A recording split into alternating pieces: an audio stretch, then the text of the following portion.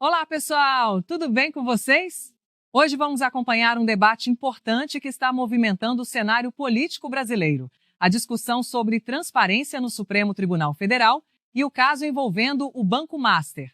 O ministro Alexandre de Moraes voltou ao centro das atenções após novas revelações sobre possíveis vínculos contratuais entre ministros da Corte e instituições financeiras. Atualmente, o presidente do STF propôs a criação de um código de ética para a Corte, uma medida que tem gerado reações diversas entre os próprios ministros.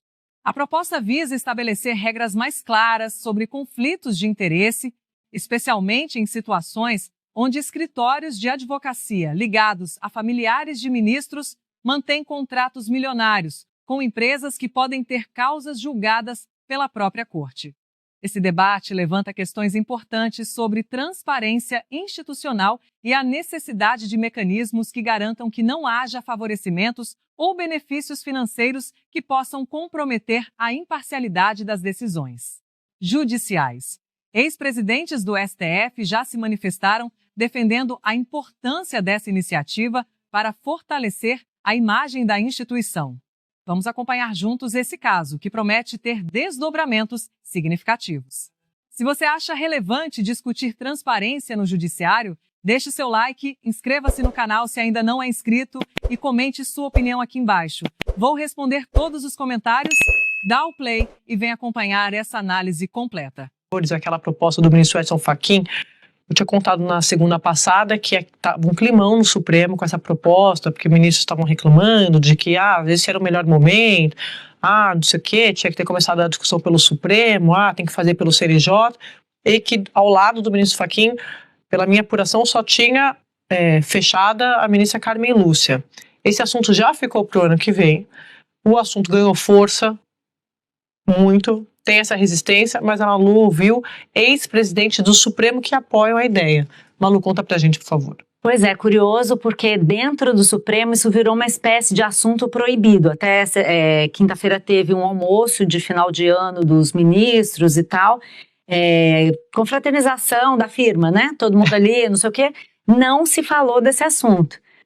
Inclusive ex-ministros foram convidados. Ali não se falou desse assunto, mas a gente procurou, o Rafael Moraes Moura, repórter da coluna, procurou todos esses ex-presidentes do Supremo, Aires Brito, Carlos Veloso, Celso de Mello, Marco Aurélio Mello e até a ministra Rosa Weber, que nunca fala, Sim. Fez questão de mandar sua manifestação dizendo da importância desse código de ética, como isso é importante para fortalecer a imagem do Supremo, como é necessário que se tenha esse código de conduta, inclusive vários deles falaram na urgência disso ocorrer, porque a gente está vendo, toda semana a gente discute aqui um ou outro caso preocupante em relação a conflitos de interesse, desvios éticos relacionados a ministros do Supremo, e eu acho que é natural que os ex-presidentes do Supremo se sintam mais livres para falar. O que realmente me impressionou, Andréia e amigos, é que realmente eles se empenharam em falar. Quer dizer, alguém perguntou, como se eles estivessem dizendo obrigada por perguntar, porque eu queria me manifestar. Essa situação toda está preocupando a eles. E aí, se você for olhar o quadro formado por esses ex-presidentes, tem ex-presidente de tudo que é perfil. Tem o Marco Aurélio Mello, que é mais criticado por uma coisa ou outra, tem a Rosa Weber, que nunca abre a boca, tem o Celso de Mello, que é um decano respeitado por todos, tem o Aires Brito, tem todo mundo dizendo é importante, é urgente, é necessário. Agora, daí a ser implementado, eu acho muito, muito difícil, porque quem está na cadeira não quer. Né? Eles, inclusive, o climão é esse, eles ficam se acusando mutuamente, e principalmente o Fachin de ter trazido essa proposta de modo a constranger os colegas. Ora, constranger por quê? Mesmo caso aqui das emendas parlamentares. Se você não tem nada para esconder, não tem problema jogar a luz do sol. A questão é quando você começa a não querer, sendo um ministro do Supremo, que é responsável por guardar a Constituição, não querer prestar contas à população. Aí realmente a coisa complica. Há de se perguntar por que um ministro do Supremo há de não querer obedecer um código de ética. É estranho, né? No mínimo, para dizer o mínimo. Eu falei aqui que quando o 8 de janeiro acabou, o julgamento, que o Supremo ia voltar, essas divergências iam voltar a ficarem bem claras, assim. E é o que está acontecendo com esse caso do Código de Conduta. Porque no 8 de janeiro, mesmo um ministro que acha que que pudesse ter um debate, se constrangia em dizer que aquilo não foi uma tentativa de golpe, porque o Supremo ficou daquele jeito. Passado o 8 de janeiro, o Supremo está nulo nesse sentido. Cada um agora vai defender o seu e vai defender no máximo o coleguinha ali que vota junto, mas realmente você precisa fazer um freio de arrumação. Não é possível que um freio de arrumação, e não é possível que esse não seja um assunto que se possa debater. Claro. Porque assim, o ministro Fachin já tinha proposto isso em setembro, antes desses casos Sempre foi. virem à tona, sempre foi, antes de virem à tona. A reclamação que alguns setores do Supremo fazem quando eu converso com eles é, por que não começa com o CNJ, os chamados penduricalhos, né? Eu pensei, tomara que comece com tudo. Porque escolher. Tomara que seja tudo ao mesmo tempo agora, na verdade, nem comece, porque tudo isso realmente ajuda a corroer a imagem do judiciário. Quer dizer, desembargador preso na semana passada ganhando 100 mil reais, reabilitado pelo CNJ. Como é que você explica isso para a sociedade? Então, você vai reforçando essa ideia na sociedade de que o judiciário, ou setores do judiciário, não gosto nunca de colocar todo mundo no mesmo bolo, mas que estão acima da lei. Então, assim, não dá. Quando você está acima da lei e acha que você pode tudo, você começa a fazer o que não deve. Então, eu acho que o debate é preciso debater. Se for uma bandeira, e também acho que o ministro Fachin já ganhou com essa discussão. Se ele consegue implementar, vitória. Se ele não consegue implementar, eu tentei, mas eles não quiseram. E quem não quis, eu acho muito importante que esse assunto seja coberto, como é coberto qualquer assunto relativo ao Congresso, negociação com o Executivo, porque esse foi o papel em que o Supremo se colocou.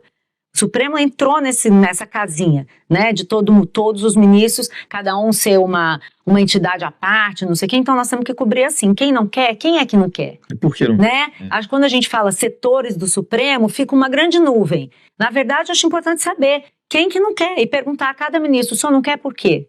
O senhor quer ou o senhor não quer? E qual é a sua questão com relação ao Código de Ética? É inacreditável que em 2025 nós estamos discutindo quem no Supremo Tribunal Federal não quer um Código de Ética. É assim, surreal. Agora, Malu, num país como o Brasil, onde ministros do Supremo falam bastante, né? Falam bastante com a imprensa, com jornalistas e tudo mais, não deixa de ser curioso a gente ver agora, e você foi atrás, e o pessoal da coluna foi atrás, de ex-presidentes do STF para falar isso. O que dá a impressão de que é necessário não estar mais na corte para você conseguir falar com mais veemência, né? E eu fico me perguntando se todos esses que falaram agora com mais veemência sobre isso, têm um histórico, enquanto eles estavam na corte também, de defender essa bandeira que o Fachin se arriscou a defender, varia, né? Eu acho que varia um pouco, acho que varia. Varia, né? Agora, essa questão de palestra, de jatinho, de contrato de mulher advogada, isso foi ficando mais, não é que nunca teve, mas eu acho que foi ficando mais flagrante nos últimos tempos, sabe?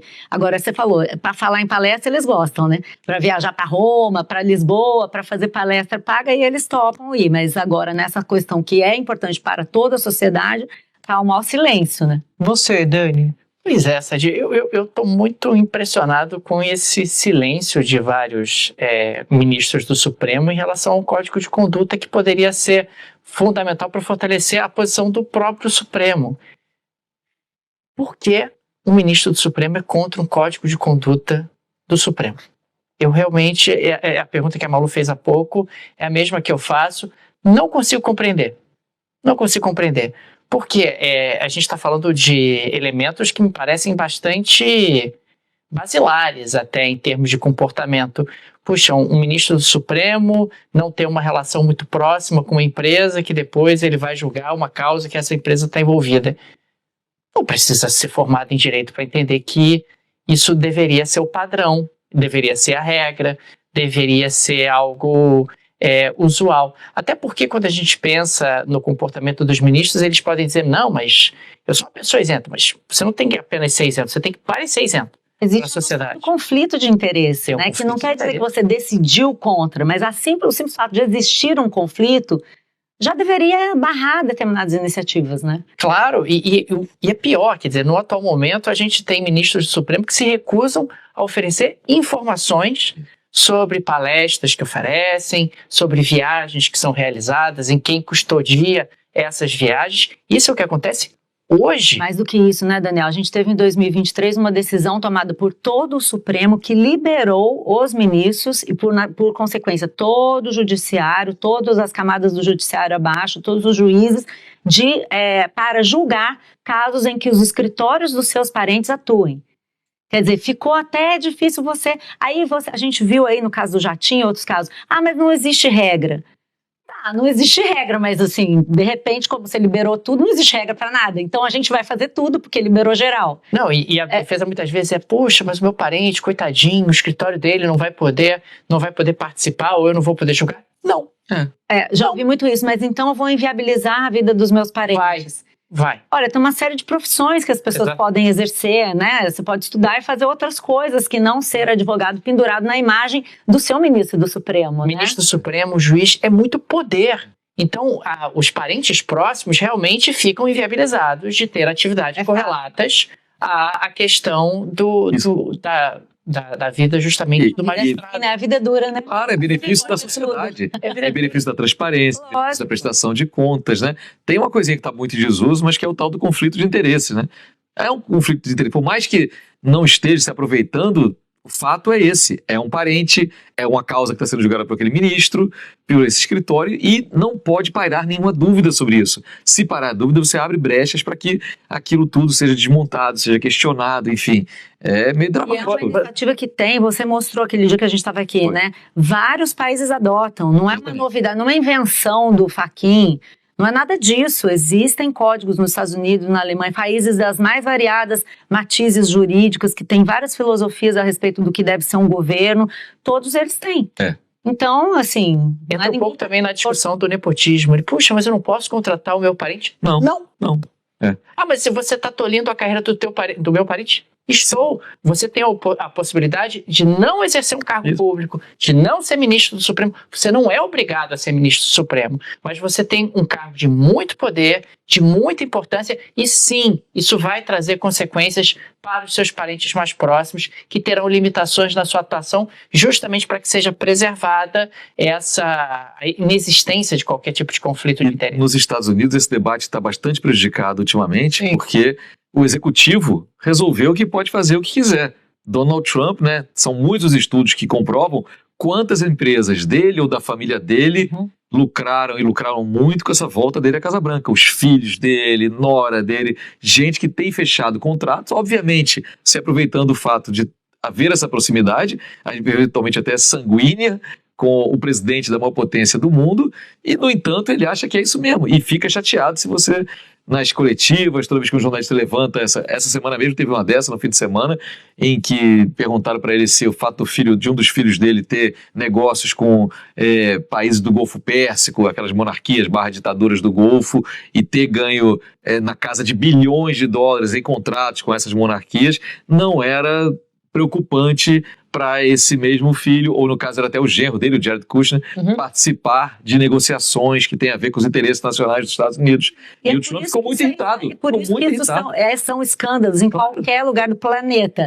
A não ser que um dia a gente mude o código da humanidade como um todo, né? Aí tudo bem, você pode resolver agir de outra forma, mas hoje é assim que funciona. E você falou o debate nos Estados Unidos em 2023, a gente conta sempre aqui, eles implementaram na Suprema Corte um código de conduta, de ética, depois de casos envolvendo dois juízes, o Clarence Thomas e o Samuel Alito. Presente, jatinho, favores, privilégios, benefícios. E aí eles tiveram que implementar um constrangimento enorme para a Suprema Corte também, Lins. Para a preservação da instituição. E foi descoberto só um pequeno detalhe pela imprensa. Pela imprensa. Não foi porque eles revelaram, aceitaram, né? E isso é em benefício de quem, mais uma vez? Da sociedade. Sim. Da ideia da transparência, da ideia que você quer proteger a instituição da democracia, instituições da democracia me ajuda a te ajudar também. Agora é curioso, nós que temos feito essas matérias todas sobre ministros do Supremo, a gente ouve assim, vocês estão atacando o Supremo. Pois é. Não é um ataque, gente. Não está defendendo, de ataque. Você quer que o Supremo melhore. Cumprindo o nosso papel. Se eles não cumprem os deles, a gente não pode fazer nada. O fato é que a gente cumpre o nosso papel. Nosso papel como imprensa é fiscalizar todo mundo que tem posição de poder, que usa o recurso público. A nossa missão não é com A ou B, a nossa missão é com o leitor, com o ouvinte, com o assinante. Nós estamos aqui para isso. Essa é a função do jornalismo. Nós também sabemos que para fazer uma coisa, a gente tem que deixar de fazer outra. Tem coisas que nós, como jornalistas, não podemos fazer. É assim. Agora, para cumprir a nossa missão tem que ser assim e a gente tem que ir atrás. Mas maior poder, maior deve ser a fiscalização também. Claro. O Supremo é o comportamento do jornalismo. o que é apontado é a realidade. Você está apenas apontando um dado da realidade. Exato. E é esse dado da realidade que fragiliza a posição do Supremo e não simplesmente esse dado ser... Mas tem tempo, né? Tem tempo, o Código de Conduta está aí, tem um grande apoio. Com certeza, se esses ministros resolvessem aderir ao Código de Conduta, eles seriam aplaudidos. Claro. Né? Eles só têm a ganhar, ou não, né? Seria bom para a eles que instituição. sabem, mas a gente acha que eles só têm a ganhar. A saída para o desgaste de imagem de todos esses atores, seja Congresso, seja Supremo, seja Executivo, passa pelo Supremo, pelo Congresso e pelo Executivo, pelas mãos deles. Eles precisam resolver isso. Então, Congresso, quando reclama, porque sempre sobra para a imprensa, a gente de um lado ou de outro, qualquer lado, sempre sobra, de qualquer assunto. Sempre vai ser eles tomarem uma decisão de, no caso do Congresso, pauta temas de interesse da sociedade. Uma ótima forma de você mostrar que você não está de costas para a sociedade. Por exemplo, a gente pegar o caso da PEC da blindagem. Se tivessem feito uma pauta totalmente voltada, sintonizada para as ruas, para o bolso das pessoas, para a segurança das pessoas, as pessoas vão falar, não, peraí, então, entendi, o que eu votei lá em 22 está tendo um reflexo, o investimento que eu fiz, porque voto em investimento, está tendo um retorno. Não tem. É uma atitude bem ofensiva em relação à sociedade, né? Subestimar a capacidade de compreensão do cidadão, Sim. da imprensa e da própria institucionalidade brasileira, né? Porque, como você falou, e a gente está vendo, não é todo ministro do Supremo que é contra. Sim. Os ex-presidentes do Supremo são a favor. Então, assim, vamos se situar que vocês não estão acima da lei, né? Daqui a pouco a gente vai trazer mais informações desses casos do Supremo com a apuração da Malu. A proposta de criação de um código de ética para o Supremo Tribunal Federal ganha cada vez mais relevância diante dos recentes questionamentos sobre a atuação de alguns ministros. O debate em torno do ministro Alexandre de Moraes e sua relação com o caso Banco Master levanta questões importantes sobre transparência e possíveis conflitos de interesse que a sociedade brasileira tem o direito de ver esclarecidos. Nos últimos anos, críticos apontam que determinadas decisões judiciais envolvendo figuras políticas específicas geraram controvérsias sobre imparcialidade e proporcionalidade. Agora, com o ministro Alexandre de Moraes no centro de novas denúncias relacionadas a contratos milionários, o cenário político se intensifica e exige respostas claras das instituições. Segundo apurações jornalísticas que vêm sendo divulgadas, escritórios de advocacia ligados a ministros do STF teriam firmado contratos de valores expressivos com instituições financeiras como o Banco Master. Reportagens mencionam valores que chegam a 130 milhões em contratos específicos, o que levanta suspeitas sobre a origem dessas relações comerciais e seus possíveis impactos em decisões judiciais. O patrimônio de alguns ministros também tem sido objeto de investigação jornalística. Gilmar Mendes, por exemplo, é frequentemente citado em matérias sobre vínculos empresariais envolvendo diferentes setores, incluindo o mercado de cavalos de alto valor e outras atividades econômicas ligadas a familiares. Dias Toffoli também aparece em reportagens sobre o uso de aeronaves privadas em viagens que teriam conexão com advogados de casos sensíveis. Uma das histórias mais comentadas envolve a aquisição de um cavalo de competição avaliado em valores próximos a 160 milhões por pessoa ligada a escritórios de advocacia de ministros, o que gerou debate sobre a compatibilidade entre salários de servidores públicos e patrimônios de alto valor acumulados por pessoas próximas. Essas questões reforçam a necessidade urgente de um código de ética rigoroso que estabeleça limites claros para evitar conflitos de interesse, garantindo que o STF atue exclusivamente em defesa da Constituição e dos interesses da sociedade brasileira, sem influência de relações comerciais ou benefícios financeiros que possam comprometer a imparcialidade das decisões. É fundamental que esse debate chegue a cada vez mais brasileiros. Se você considera importante discutir transparência no judiciário e prestação de contas de autoridades públicas, deixe seu like, inscreva-se no canal caso ainda não seja inscrito e compartilhe sua opinião nos comentários. Conte pra gente de onde você está assistindo e qual sua visão sobre tudo o que está acontecendo no Brasil. Seu comentário fortalece esse debate e ajuda a ampliar a conscientização. Estamos juntos nessa luta por transparência.